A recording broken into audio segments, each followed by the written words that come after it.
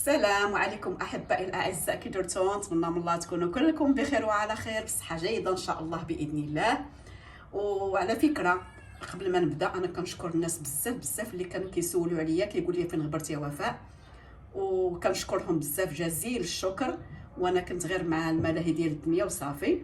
ودابا ان شاء الله غادي نقدم معكم هاد الغريبه هذه المعلكه ديال اللوز وديال كوكو. جات ما شاء الله، جات غزاله. ها نتوما هي جات زويونه رطيبه وغزاله الكا ما شاء الله. شوفوا كتعلك ما شاء الله. شوفوا كيفاش جات غزاله، كتشهي، كتجي رطيبه. شوفوا ما شاء الله، جات بحال النوقه معلكه ما شاء الله. ودابا ان شاء الله غادي ندخلوا وغادي نخليكم مع الوصفه، وما تنساوش تبارطاجيو مع الاحباب والاصدقاء باش كتعمل فائده ان شاء الله. ودابا ان شاء الله غادي نبداو على بركه الله. غنبداو الحليوه ديالنا الغريبه ديال اللوز وديال الكوكو، وغادي نعطيكم المقادير اللي كاينه فيها.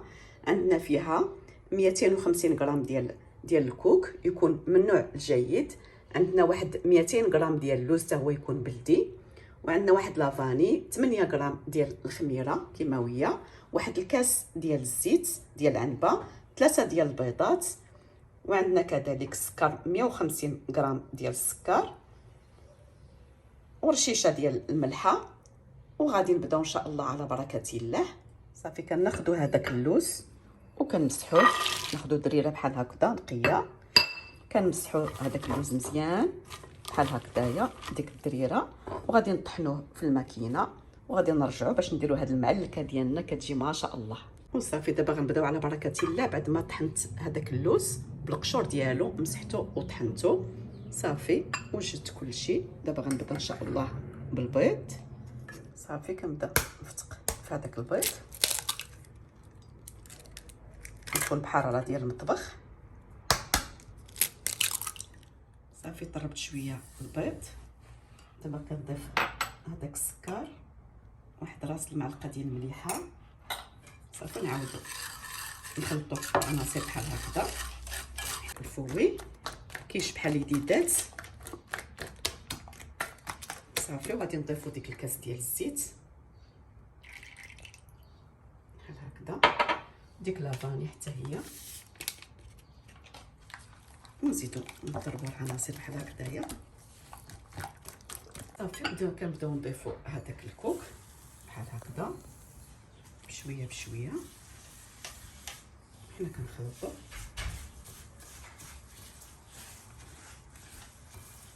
نضيفو ديك اللوز اللي طحنا بحال هكذا. صافي ونخلطو بحال هكا. باقا الخميره ما درناهاش هكايا. دابا غنضيفو ديك 8 غرام ديال الخميره كيماويه. صافي وغادي نجمعو نعلكو مزيان هاد العناصر هادي مع بعضياتها. وصافي كنبقاو نخلطو هذيك العناصر حتى كيطلقوا ديك الزيوت ديالهم. الكوك مع اللوز كيعطيو واحد غريبه ما شاء الله.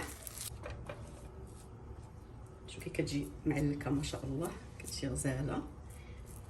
انا كتعجبني الحبه يكون فيها 22 غرام باش كتجي زوينه. انا غنعبروها يكون فيها 22. ها هي 22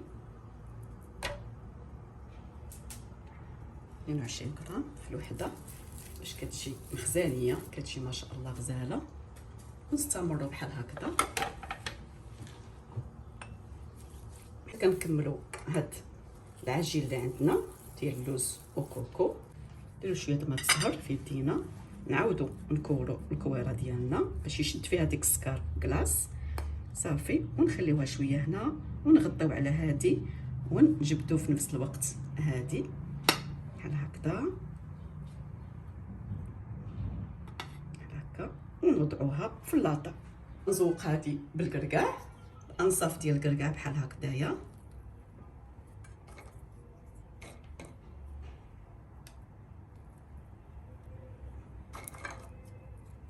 بحال هكذا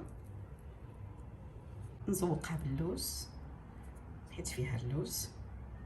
باش ما زوقتوها ولا ما تزوقوهاش كاع ماشي مشكل، صافي بحال هكذا، كنستمر بحال هكذا.